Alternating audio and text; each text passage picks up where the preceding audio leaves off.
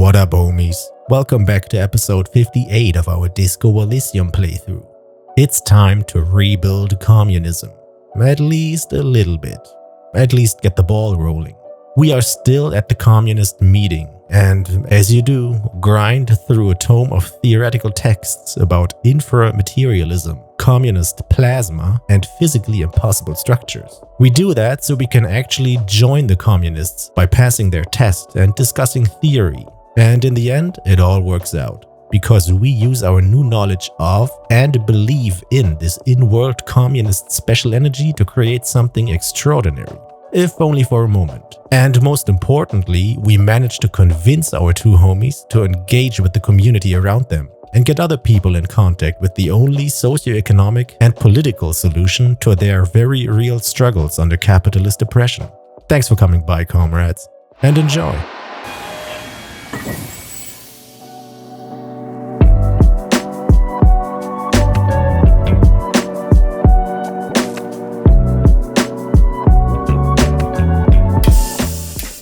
Some of these guys are still here. We could do the composure check with this guy now, since we have this other level up possibility. Okay, we can still enter. Cool. What up, girl?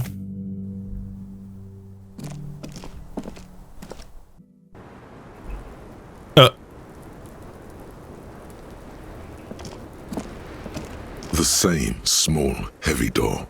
No lock in sight. Oops. Alright. Where is she?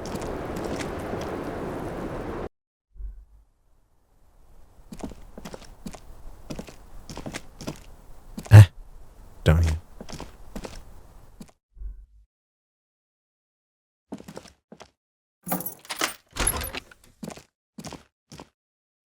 Okay, she's just gone.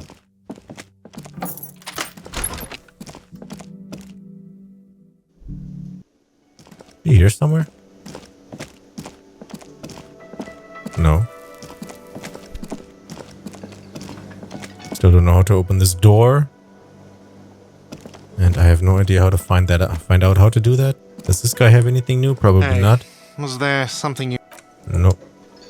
It's all good. Alright, let's talk to this guy. Hi again, gendarme. Oh damn, it's still just it's 28. Yeah, we got it's +6 because we read all these books with the other one. That is fucked up. 28% is really too low. Maybe we can find more composure. Bye-bye, gendarme.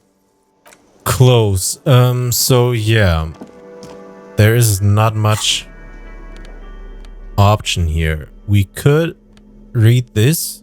And we could read this when we're with these guys. So if the result is that we have to talk to them again in the quest line, then we'll be right there. Hopefully the door is still open. Oh wait. Let's have a look through here and see this island. This coin-operated viewer is facing south. It has given up all its secrets. There seems to be a sunken sea fort on the islet in the bay.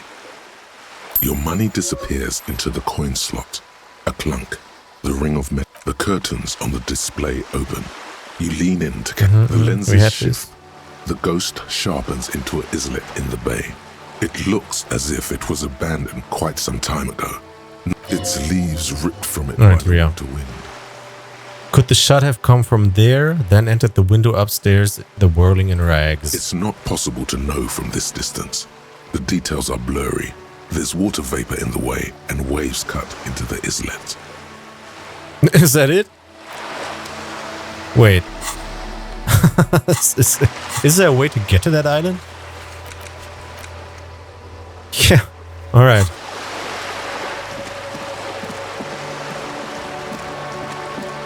Can our rich friend here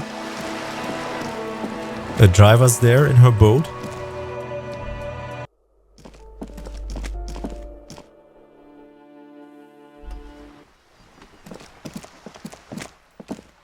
Do you have something else to say?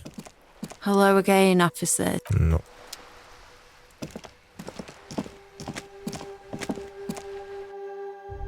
Alright, they're still here.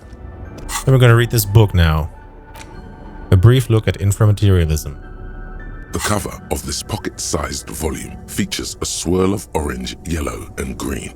The title, A Brief Look at Inframaterialism, is set in an authoritative yet approachable serif font. What an interesting color palette. It's vibrant, yet somehow leaves you ever so slightly nauseated. No. These are terrible colors. They're like apricots. Oh, damn. Nice damage. On the inside jacket flap, you find a brief summary. What is inframaterialism? A highly theoretical branch of Masovian communism? A collection of mystical ramblings by a discredited revolutionary? Or possibly both? This brief look, TM, introduces readers to one of this century's most fascinating and misunderstood theories in a concise, jargon-free manner. So far so good. This feels like kid stuff. Is there slightly longer glances TM series? The back of the book contains 4 or 5 pages of primary and secondary sources, but you need access to a university library to find most of them. In other words, this guide is the only source you're likely to find. You turn to the table of contents. The guide itself is divided into several sections with seemingly esoteric titles like Effects of Plasm on Root Vegetables and Mental Projection and Transference. There's also a brief introduction about the life of Ignace Nielsen. Read the introduction on Ignace Nielsen. Known to his numerous admirers as the evangelist of the revolution, and to his even more numerous enemies as the apocalyptic Shrike, Ignace Nielsen remains one of the most controversial and fascinating figures to emerge in the years of the anti-centennial revolution, second only to Karamazov himself. During his unparalleled life, he helped guide a revolution in one country and found a new state in another. Along the way, he committed some of the most notorious war crimes in an era famed for its atrocities. And yet, his most fascinating contribution to history may be the most overlooked. His theory of ideological plasm, from which his followers and successors developed the school of communism known as inframaterialism. Okay. Chapter 1. If you're like most people, you probably believe that your thoughts reside in your brain, right? That's not right at all. Thoughts don't exist in the brain. They float through the air. Your brain is but a fish swimming through them. Okay. I always thought I swam through them. Honestly, I have no idea where some of these thoughts come from. Right? I'm gonna go with alright. Wrong. At least according to Ignace Nielsen. As Mazov's devoted comrade and leading theoretician, Nielsen was responsible for developing much of the intellectual foundation of communism. But his interests and speculations were famously wide-ranging. During his final years in exile, he produced, among other things, an early guide to home brewing, instructions for raising revolutionary children, plans for a universal pictographic language, and a detailed materialist critique of Dolores Day's chess strategy. Cool. A true man of ideas, equal to any of the great DeLorean polymaths. But one subject he returned to time and time again was the fundamental relationship between thoughts and matter. We may yet discover, he wrote in his notebooks, that under certain exceptional circumstances, the proletariat's embrace of historical materialism may be so fervent that their beliefs take form in the world of matter as a kind of revolutionary plasm. Weird. Hold on, can you put that in slightly more basic terms? War. Huh, okay. I'm gonna go with war. Woe is right. What's more, Nielsen speculated that this plasm, when it becomes powerful enough, might begin to influence the material reality surrounding it. Hence the name, inframaterialism.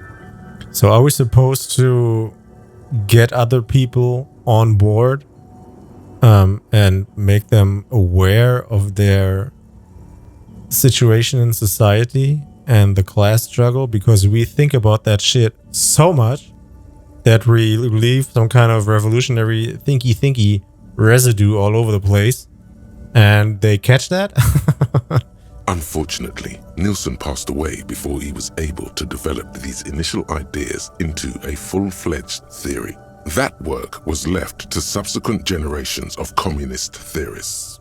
Building on Nielsen's basic insight, these theorists reached a startling conclusion that a sufficiently revolutionary state might begin to exhibit certain extra-physical effects based on the amount of plasm generated by its citizens.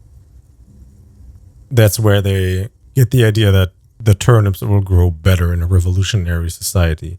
Wait, so isn't this even Nielsen's theory? So this isn't even Nielsen's theory, it's his followers? This doesn't make any sense. I'm completely lost. So these people are saying that if enough people just believe in communism, it will come true? I mean, yeah, that is true, but that's not what this is saying. It's not just about belief. I mean, you could interpret that in this way, and I would actually like that. Because it sounds so far like we leave some kind of ectoplasm all over the place because we were thinking really hard about this stuff. And if we just think enough about it, people might catch that, and then maybe they think about that too. And then, more and more people think about that, and it's like a snowball rolling down a hill. But is that really the case, what they're saying here? I mean, this would be the way to make more people aware of their situation and about the better solution to the problems that they have. Better in terms of compared to the solutions that they get shown in the media or their news or whatever the people here are consuming. Hating an out group, blaming it on whatever people you don't like, and not, or, fighting amongst yourselves and not looking up and seeing, hey man, there's this very specific class of people that kind of seem to profit from all of that. So in that case, or in these terms, I do like this option. Yeah, I guess I'm going to go with this. I like this too. Wait, so this isn't even Nielsen's theory, it's his followers. I don't like the purest sentiment in that, but I'd like to know about what this has to say here. Who developed this? But we're going to go with this down here.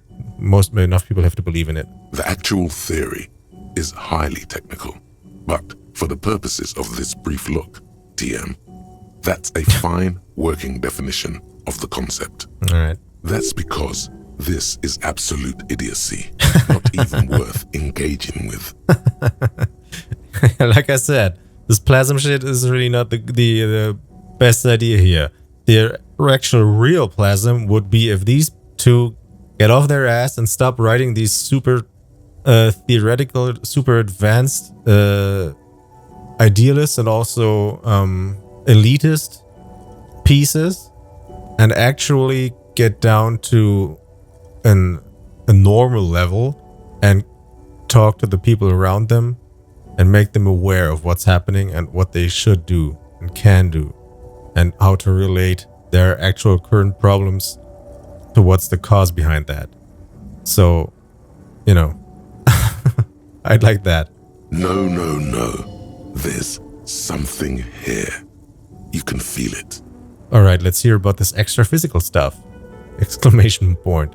Mark. I'll just give it a few more pages. This seems skeptical, so we're going to go all in here. Inframaterialists divide the extra physical effects of the revolutionary state by the level of plasm required to achieve them. At the lowest, or first level, revolutionary plasm is believed to stimulate or invigorate matter without altering its essential properties. It sounds like that business with the turnips. How exactly does the plasma stimulate matter? First one, the turnips. Precisely, though plasm does more than increase vegetable yields. It may also influence the physiology of revolutionaries themselves. See, I don't like that. This turns it all into a magical weirdo place. I like the metaphor, and you could Still, if you really, really wanted to and really, grasp at straws here, you could expand that whole metaphor and just say, people are more healthy because they live a healthier lifestyle. And, but this is really grasping at straws here because this is very straightforward. Magic stuff happens and suddenly people get, stronger or whatever the physiology is focusing on here, and, turnips grow sicker. I don't know. It's also been postulated that plasm may account for the remarkably full and manly facial hair observed on many communist Oh, males. God. Stroke your beard proudly. Stroke it, but modestly. Modestly. Of course, inframaterialists argue that revolutionary plasm may stimulate human physiology in other ways as well. If these people are going to talk about schlongs now, In fact, reports from the revolutionary period claim that the most radically devoted communards were able to engage in vigorous intercourse for up to 8 hours at a time. all right, communism is when sex clan. Okay, cool. 8 hours? There's no way. Your equipment would be mashed to jelly. Endurance check, impossible failure. All right, No cool. wonder the communards couldn't shoot straight. They were too shagged out. Oh my God, man. Hyperproductive vegetables and ultra-horny communards are fine.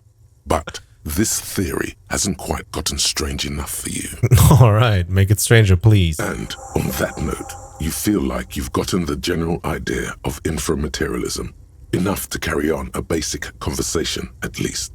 But if you'd like to go even deeper into some of the more speculative aspects of the theory, you could always read further.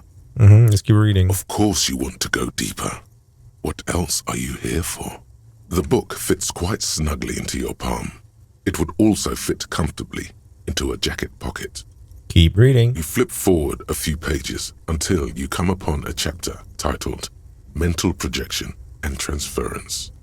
When a community has achieved a sufficiently high degree of revolutionary fervor, inframaterialists believe that second-level effects may be observed. At this second level, certain hyper-revolutionary individuals may even develop the ability to extend their thoughts into material space and vice versa. Wait, does that mean communists can read minds? So why do these effects only work for hyper-revolutionary communists? First one? According to inframaterialist theory, yes. Under suitably revolutionary conditions, that is. Of course, one doesn't need to be a communist to be attuned to the thoughts of your brothers and sisters. Okay, yeah, way to catch it. It's become something of a folk legend that during their final meeting, Nielsen and Mazov didn't speak a single word, preferring to sit in silence with their chamomile tea, reading one another's thoughts. Would be funny if they just argued so much that they really did not have to say anything to each other anymore because they didn't like each other very well, and people looked at that and went like, oh man, we can't have that, let's make some shit up. But it is obviously strangely beautiful. That's probably not what happened.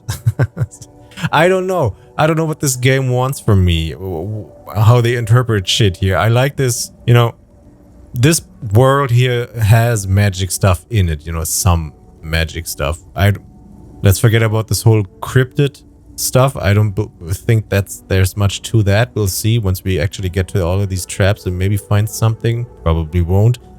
But we also have these the pale shit between the islands or the insulas or whatever they were called, which is it's not magical, but you know what I'm talking about. It's some form of magic system world building. So that exists.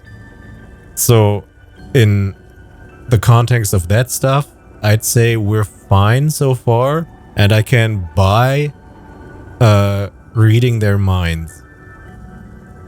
So I don't know if this goes deeper, that I have a choice here. Do I want to be one of those, mental communists and just believe that shit, or be more realist and not get lost in that? I'd prefer that. But I don't know if this is just critical about communism in itself and the way this world interprets it. So we're gonna go with strangely beautiful. One of the minor tragedies of the late revolutionary period is that few reliable accounts survive. Much of what we know of the communards' activities during this period come from memoirs and second-hand accounts, some only written down decades after the fact, and of dubious authenticity. So why do these effects only work for hyper-revolutionary communists? Because plasm has never been directly observed, the exact mechanism behind these effects remains entirely speculative. It's fun that we do this right after we went to the cryptids and went all the way down that path. It's very similar. Why are you getting hung up on mechanisms? Open your mind's aperture just a little wider. You're so close to true understanding. This should be more than enough for a stimulating discussion. That said, if you're still yearning for more, you must. Everyone knows books save their best parts for the end. We're going to finish it now. It feels like there's some kind of balance that we could strike here, and this would be actually the best point to get out, and we turn it to some kind of theoretical freak if we finish the book, but we're going to do it. We worked all this way to get here, so we're not going to skip it and stop. So, let's just do it. You breeze through the next several sections until you arrive at the final chapter, titled A Communism Above Reality. When a society's revolutionary fervor reaches the third and highest level, inframaterialist theoreticians have postulated that the laws of physics cease to be laws. Cease to be laws. What do they become then? More like suggestions, according to some of the SRV's leading inframaterialists. Okay, Neo. You just have to believe. Of course, it's impossible to say what exactly happens under these conditions. No known society has ever achieved the levels of revolutionary enthusiasm the theory seems to require. Some inframaterialists have even argued that it might require more plasm than humanity alone may be capable of producing. We need to turn the cats and the dogs into communists. Wait, are there non-human sources of plasm? Has anyone ever gotten close to reaching the third level? What would a third level society even look like? So first one, are there non-human sources? In the SRV, there have been attempts to organize certain species of aquatic mammals, as well as a few of the higher corvids. All right. But as of this writing, only human beings have demonstrated the intellectual capacity for revolutionary communism. Has anyone ever gotten close to reaching the third level? There are numerous stories from Samara involving bandits or fascist mercenaries being levitated by farmers from the most ideologically advanced communes. Of course, few of these incidents have ever been rigorously investigated or substantiated. All right. Communists use force power. I can dig it. The form of these stories also recalls several well-known Samoan folk tales. In particular, the one commonly known as Clever Oleg and the Flying Magistrate. Among known attempts to channel third-level capabilities, the most well-documented is the curious case of Coalition warship debutante. I've got to know what that's about. It concerns an interesting series of events that took place during the invasion of Revachol. As coalition forces made landfall, a cadre of Nielsen's most fervent acolytes attempted to compress a coalition aerostatic with their collective will. According to communard law, these acolytes positioned themselves at the top of a redoubt just over the bay of Revachol. From that vantage, they proceeded to visualize pinching coalition warship debutante between their fingers, a gesture believed to assist in the extra-physical materialization of their thoughts. Okay, but why didn't they just get some high-powered mech gear, merc gear to have your armor? The communards were notoriously under-equipped against the much better-funded coalition. In any event, it's doubtful even ceramic armor would have altered the outcome. The acolytes, along with the redoubt, were vaporized in an artillery strike before the process could be completed. It's been said, though, that in the weeks following the battle, the captain of the debutante noted an increase in incidents of crewmen striking their heads on unexpectedly low bulkheads. Okay. Of course, colorful anecdotes only scratch the surface of what inframaterialists believe may be possible in a truly third-level society. What would a third level society even look like? Some have theorized that such a society would be fundamentally unrecognizable, lacking many of the institutions we typically take for granted in advanced societies, including organized governments, financial institutions, and law enforcement. Did that book just say there's no place for you in this future?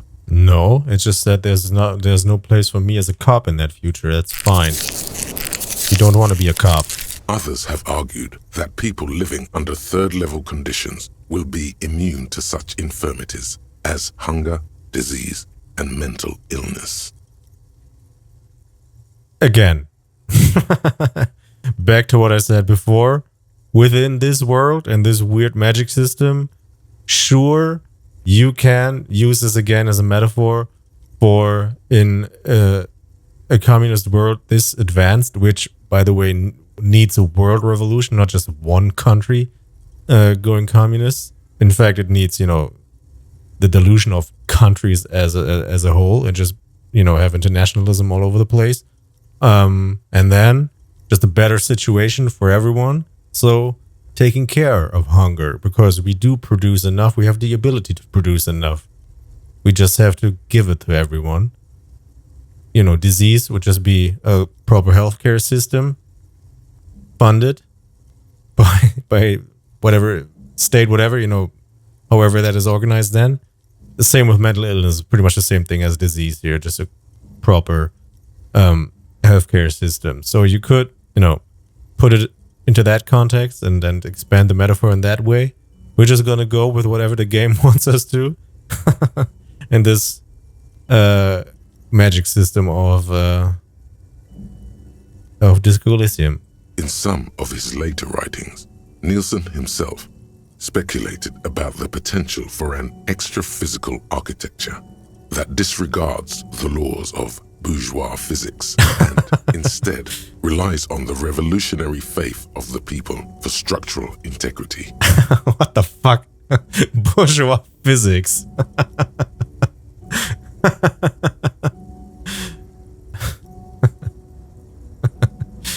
Physics are class now. It's warm outside. Fuck you, stupid bourgeois asshole. Alright, meaning the buildings stay up because people believe they'll stay up. Again, we could... I'm not going to do this for every example here.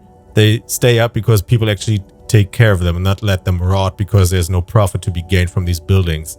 Like these buildings here, which fucking fall apart. This one doesn't even have a wall, let alone a completed floor.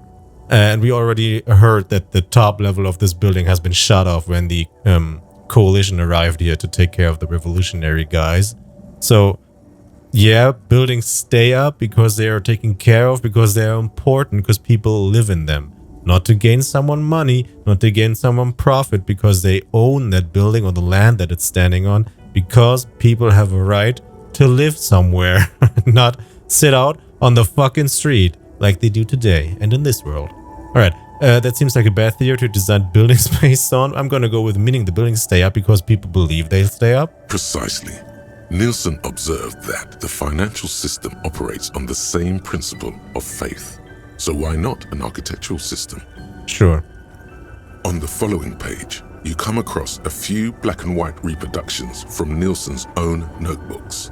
One sketch depicts a government ministry shaped like a great inverted pyramid. A hectare in width at the top, balanced atop foundations the size of common apartments. Another depicts a leaning tower wrapped in a dramatic helix. The caption beneath it reads, "The Tower of History." A leaning tower wrapped in a dramatic helix. I feel like there's some sort of image in here that I could interpret in some way, but I don't get it. This inverted pyramid, the easiest way to interpret that is just, the current system flipped upside down with the many at the top. Although that doesn't really work because there is no top and bottom there anymore. Everyone is the same. So I don't know. We know that the inverted pyramid is one of the symbols of the revolutionaries in this world, so maybe it's just that. Something about that tower looks awfully familiar. Could it be that's what the students were trying to recreate with the matchboxes? Wait, but what if the people stop believing and the buildings collapse? Yeah, this is when the capitalists come in again and sell your country. And split it apart, and you enter at least 10 years of hardcore struggle. Like they did in the 1990s. This might be too much, even for me, plausible or not. There's something beautiful about this idea. Is there any more? Let's go with the first one. What if the people stop believing? In the corner of one of the reproduced notebook pages, you can make out the following words, written in Nielsen's distinctive slashing script. A state that has lost the faith of its people has forfeited the right to exist. Cool. Cool. Nice quote. Plausible or not, there's something beautiful about this idea. Is there any more? There is no more. You've reached the outer theoretical limits of communism, and in less than 200 pages. If you'd like to read further, may we recommend a brief look at Occidental architecture? Where do I get that? Put the book away. Alright, cool. Get yourself organized, return to the group for discussion. Here we go. You're back. I'm ready. Let's talk about inframaterialism. I'm rushing through all of this. It's 2 a.m. and at night. I don't know at what point the game forces me to go to bed, but we're just gonna continue. Because I still don't know how much longer this game is. It says day 4. I don't know if it goes up to day 7, but I don't want to waste my chance here, so we're gonna talk to him again. I'm ready. Let's talk about inframaterialism. Yes. Let's get right to it. His companion leans forward, ready to jump in. They're impressed that you dove right into the most advanced parts of the theory. Half an hour evaporates and the conversation is still wending its way toward new and unexpected places. But if it's true that this individual possesses so much capital that light literally bends around him, then that must mean that capitalism produces... Oh, shit. That capitalism or capital produces its own form of plasm, that light itself is a bourgeois illusion. I don't like that. I want to have light. Let's go with this here, their own form of plasm. In Innocence of Capital, Puncher and Wortman argues that communists must possess as little capital as possible in order to keep their thinking undiluted by its influence. Alright. Communism is when no money, alright? Has it gotten cold in here? Your arms seem to be covered in goose flesh. Get a shivers check. Well, on that note, I think we can call it an evening. But, okay. No, wait. Can this really be the end? You feel like you've just gotten to the real stuff. Yes. One of our better discussions lately, on the whole. Here we go. Hang on. Is that it? Yeah, how do we proceed? What happens now? Do we just talk about that tomorrow again? And what happens? How do we create that? What do you mean, is that it? You've done the reading, we talked about it. What more do you expect from a reading group? Action! What if I have more questions, about communism? Nothing, I just thought there would be more. First one. Well, you could always ask, I guess. The two young men look at each other a moment. We probably won't get a better chance. Honestly. But it's getting late. Oh my god. So maybe pick the most important question. Heroic rhetoric. Haunted by lost love. 58%. Ask the most important question about communism. Oh shit, man. I need a minute to think about it. Come on. We have things to do in the morning. I have to do that now. Oh, come on. If I do that, do I not have the option to do this again? It's rhetoric.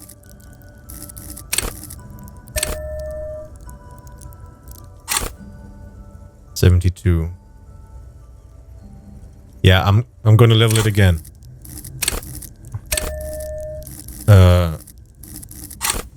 This is what we've been working for. I don't know if I have rhetoric close and I can't, leave and look at that, because I don't know if I am able to get back in here again. I don't want to miss it.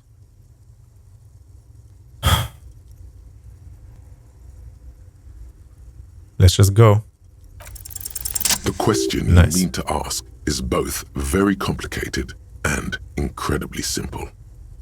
If communism is all based on theories that are impossible to prove, if we can't even agree whether communism is about plasma, psychology, or beans, if communism keeps failing every time we try it, no, that's the fucked up question, because this doesn't include the fact that it's being sabotaged by, you know, capitalism and whatever else. Communism is all based on theories that are impossible to prove. If we can't even agree whether communism is about plasma, psychology, or beans, I like this one. Then that would mean that we never actually get to do it, because we keep arguing about little bits and details and not actually put it into action and do something about that. The young man waits patiently for you to finish. And the rest of the world conspires to invade and massacre us when we dare to stand up for our beliefs? And whenever we do try, it just dissolves into corrupt farce? No, and we waste all our time arguing over who's secretly a liberal or not? Oh shit, I like the 1 and 2.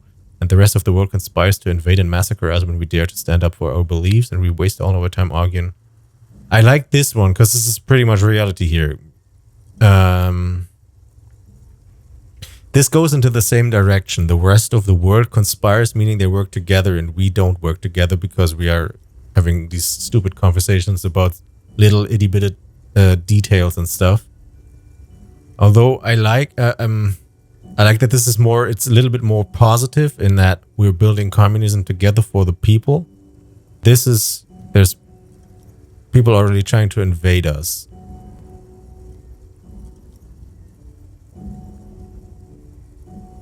Yeah, I'm gonna go with this. And we waste all our time arguing over who's secretly a liberal or not. Yes?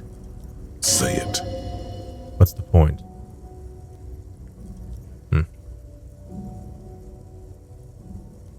What? We can't even agree whether communism is about plasma or psychology, and we waste all our time arguing over who's secretly a liberal or not? Why? What's the point? I thought there was another option here. There is a point. I would have liked if it says, why do we not organize better or whatever, you know. You could phrase it a lot better than I just did. But you know, give this some form of, we got to turn it into action and not just talk about theory and infight. Well, what's the point? The young man considers your words for a minute. You're witnessing his ironic armor melt before you. This is his true self you're seeing now. There's something going on in there. Shit. But his innermost sanctum is still beyond your reach. We failed an empathy check. Why did we level all this shit into empathy? The theorist Puncher and Watman, not inframaterialists, but theorists nonetheless, say that communism is a secular version of Pericanasian theology, that it replaces faith in the divine with faith in humanity's future. Uh-huh. I have to say, I've never entirely understood what they mean, but I think maybe the answer is in there, Yeah. somewhere. Wait, you're saying communism is some kind of religion, but what if you don't believe there is a future? What if humanity keeps letting us down? No, that's negative. It keeps letting us down. We gotta, you know, work together. But what if you don't believe there is a future? Okay. Wait, you're saying communism is some kind of religion. I don't like the, you know, religion has some kind of, let's say, negative connotation, some kind of undertone that's kind of weird. But it is, you know, you could say it is some form of religion, because what's the basic cause for religion, or the basic reason for religion to exist, is to give people something to hold on to in a very weird and complex life, and to give some form of, you know, community as well, and things to hold on to and to carry you through your day and have something to believe in. And communism would be something like that as well. So, you know, again, we are grasping here, but this feels like the best option actually out of these. Only in this very specific sense. communism doesn't dangle any promises of eternal bliss or reward. The only promise it offers is that the future can be better than the past, if we're willing to work and fight and die for it. Yeah. But what if we don't believe there is a future? But what if humanity keeps letting us down? Then we have to work better. But if we don't believe there is a future, then humanity keeps letting us down. I don't like this passive shit again. It's just, we don't have to convince humanity. We have to convince the people around us. It's not like, this is very closely, this is teetering on the edge of, yeah, but it's human nature to want more for himself and not be a community and be egoist. So, what if we don't? But if you don't believe there is a future,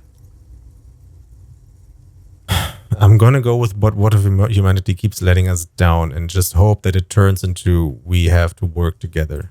Nobody said fulfilling the proletariat's historic role would be easy. It demands great faith with no promise of tangible reward. But that doesn't mean we can simply give up. Even when they ignore us, even when they laugh at us, even when they shoot at us, ignore us. These are very negative. Even then. Mazov says it's the arrogance of capital that will be its ultimate undoing.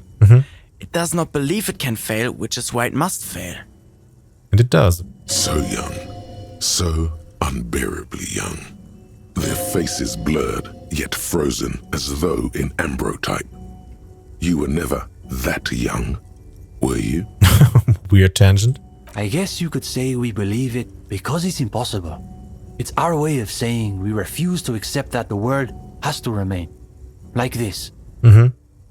Broken, unfinished, say nothing. Unfinished is cool, because communism is some form of evolutionary creation out of capitalism, same as capitalism was the next step out of feudalism. So yeah. Yes, that's a good way to think of it. A work in progress.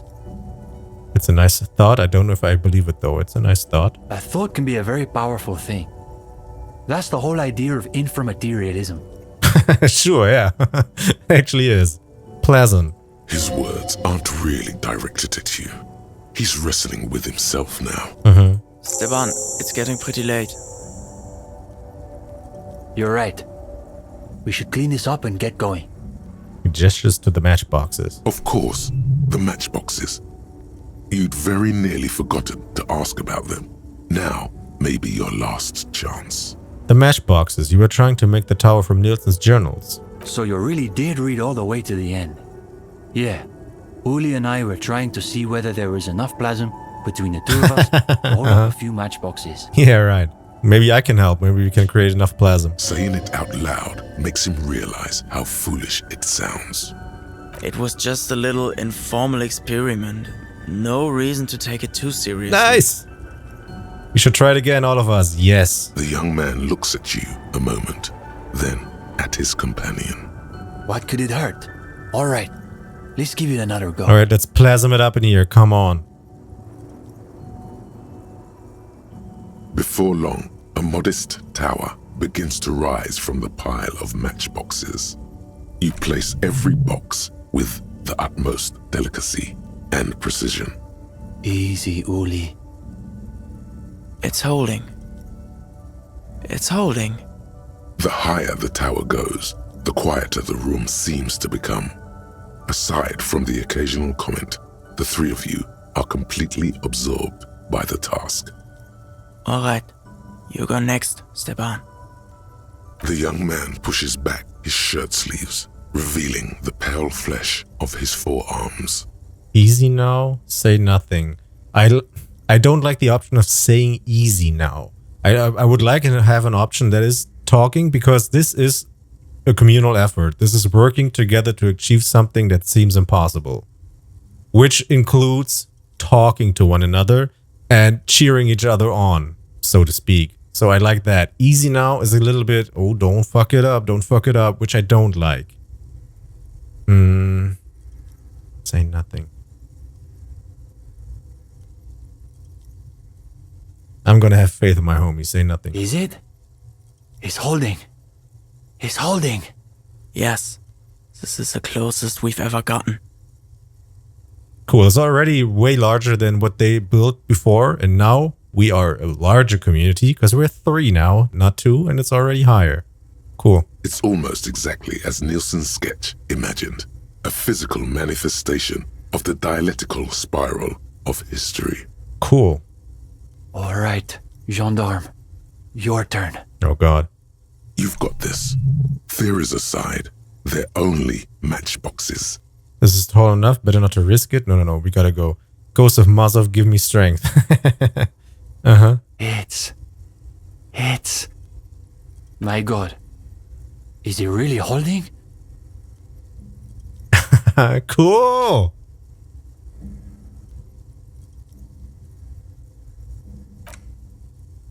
It is. It is. There, in the middle of the floor, the winding spire quivers with an improbable energy. For a long moment, no one says a word. You're all 3 transfixed.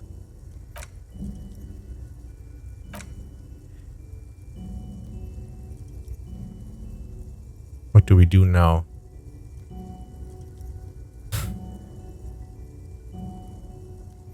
I would like to say this, and then we come to terms with the fact that we have to apply this, because apparently it works, for the rest of the world and get more people, because we are 3 and we built this. Imagine we had all of Revachol with us. You know? I don't know if this leads there. I'm gonna do it. What do we do now? Shh. This is the most amazing thing I've ever seen. And there it goes.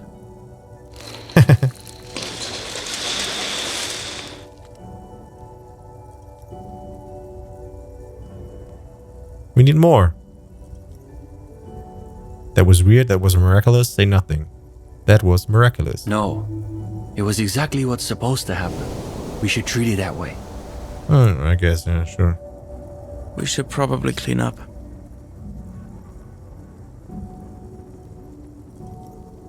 This is cleaning up? All right. Yes, it's probably time for you to take your leave as well. Cool. Well, I guess I'm off. Wait a minute. If you don't mind. We wanted to get your opinion on something. Sure. A few little changes we've been thinking about. Oh, damn. Here we go. What kind of changes? Nothing too major, I think. We were talking potentially about relaxing some parts of our admissions process. Oh, yes. It probably would help if you didn't make people go through a whole interview just to join. Maybe you should ditch the passphrases and meet in a coffee house. Have you considered changing up the reading list? No, you should keep it the way things are.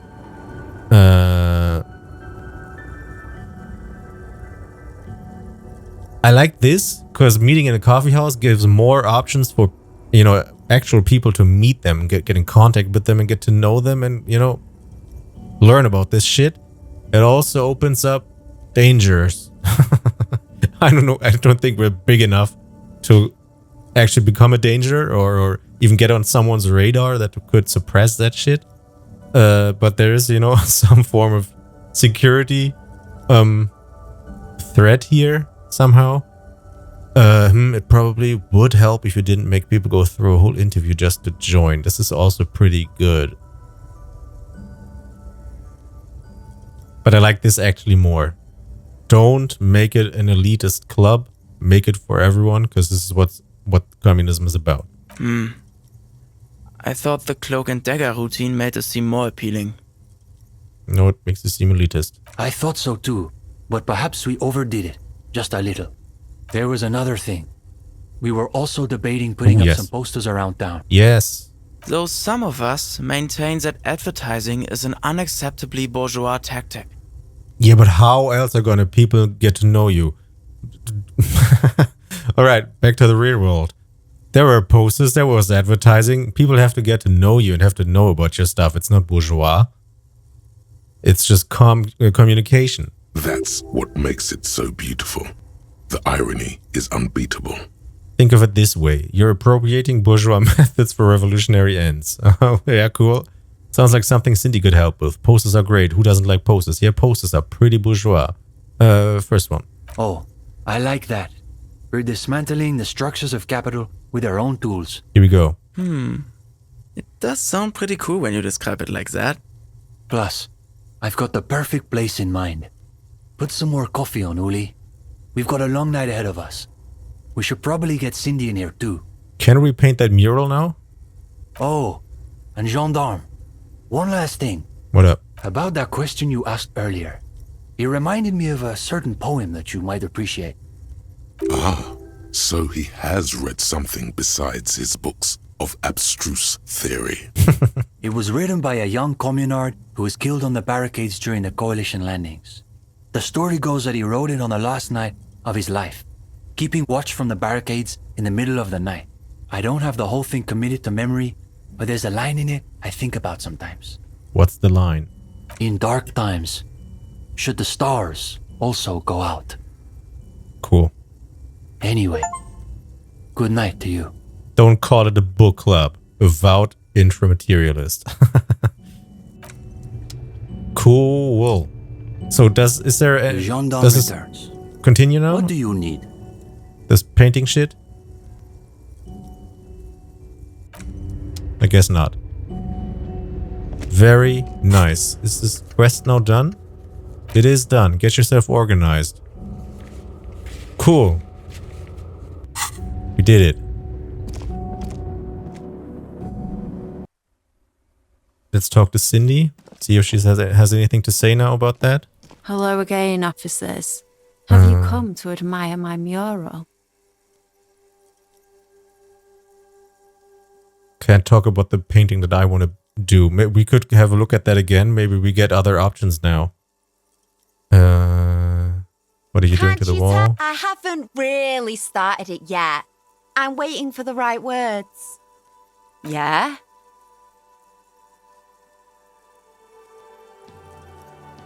Thanks. I'm gonna go with the same stuff. You've Yeah, it doesn't matter. heard his Nothing new here. Alright. Let's see if we can do something else with the wall now. With that mural. It's good that we didn't do it. I had the feeling that we might have a chance to get something especially revolutionary on here. What they just talked about. Maybe we can't do it now. It sounded like we gotta get Cindy in here and do some more shit. Maybe this unlocks the next day. The paintbrush in your hand is like a loaded revolver. What will it be, Desperado? Fuck the Quite a police. few Out of the things corner, come mother to of our mind. walls. Speech shadows lies there beneath the bright gleam. Pictogram of a human being. Something beautiful is going down. Okay. We're gonna wait. Feels like we might get an option to actually do something cool with that. And I think we can call it a day now here in this actual day. Because everyone is asleep now. It's 2 a.m. Time didn't advance for a million years now. It's 2:11. So this probably is a sign that we should go to bed as well. Next day, check these traps. Do this more. That's the main task. And then come back here. And talk to the communists some more. Maybe find out what we're going to do with these posters. And if this wall is included in that. Oh, touch this now. Oh, broken. Can I teleport? I can. Alright. Let's call it a night. Let's see if there's anything we do in the night. It's getting cold. Could happen, because we actually made quite the advancements here with the communist shit. The bed is comforting, if a bit run down. Still, you've earned a rest. If I remember correctly, it was this morning, so last night, in-game night, that we had that communist dream and the ability to sniff out communists. So everything we did along that path happened on that day. It's just been a million days for me now. And I don't know how many episodes. 20? Alright, let's go to sleep. The bed underneath you is soft, if lumpy. Waves wash the sand underneath the hut, then grow distant to your ear. In the quiet hum of the organic heater, you fall asleep. Like a deftly cast fishing net, Sleep pulls you out of the world and into its dark shore. The rough mesh chafes. Tightening around you, it digs into your brain. Great, this is gonna be really chill. Dark shore my ass, I know what this is. Yeah, let's just let me sleep. Dark shore my ass, I know what this is. How have things been going for you out there? Helped anyone lately? Saved anyone lately? Murdered anyone lately? It feels like it did save morale, because I feel like he would have frozen to death or gotten pneumonia or something out there. So yeah. This bastard isn't even listening to you. Because you know you are a murderer. A disco music listening psycho killer who offs poor people and then forgets about it. I don't care, that doesn't scare me. Okay, so I am a murderer and that's bad. Shut up, I just want to sleep. Yeah, I mean, it is bad. And maybe this leads to me not being a cop anymore. Hear that? He doesn't even flinch. Iceman doesn't care about killing people. That's nothing to him. Blackwater, under the bridge. The thing he's really scared of is much, much worse than that. What is it? Why are you doing this? I just want to sleep. I can almost see the dark. I feel like this is just torturing myself, so I actually think this might be a good idea here, although I'm obviously very interested in to hear what these people have to say. These things have to say. But I don't want to fuck up the play, so we're gonna go with this here. Why are you doing this? I just want to sleep. We're trying to help you. All these processes, these tortures, voices and tremors are all just distractions, flares and countermeasures to keep you from the last dream. The worst of them all. The last dream. The last dream will be total annihilation. Cinders peeling off the fuselage. We won't be there to help you anymore, Harry. We will be dormant. You will be naked and alone. And the air will smell of apricots. Her face forms in summertime. I don't want to anymore. I don't want to think either one of those things. I don't know if this means escapism or if this means growth, that we don't have to be hung up on that shit. Because, you know, what's the point? So I'm gonna go with that in hopes that it's something positive and not just some fleeing from it shit. Oh, but you will. You're already going there. Slipping. How long can we keep you from the precipice? One more dream?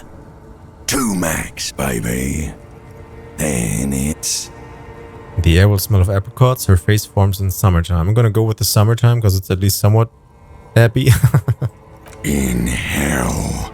An ancient sadness, brother. 10,000 years later, in front of the video rental, there is a warm breath on your face again. Everything is okay again. Everything is so okay. Doesn't sound like it will be okay. I can't wait. I'm gonna go with the first one. Your eyelids flutter open for a moment. When you close them again, you sense the light of the room around you. You're back. In 2 seconds, the alarm will ring. The last thought in your head before waking is, maybe you shouldn't have seen that stained glass window in the church. Open your eyes.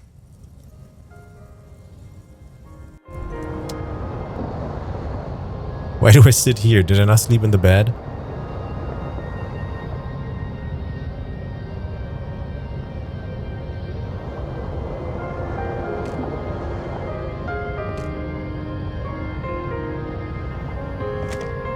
That's it? Nothing new? Apparently not. Alright.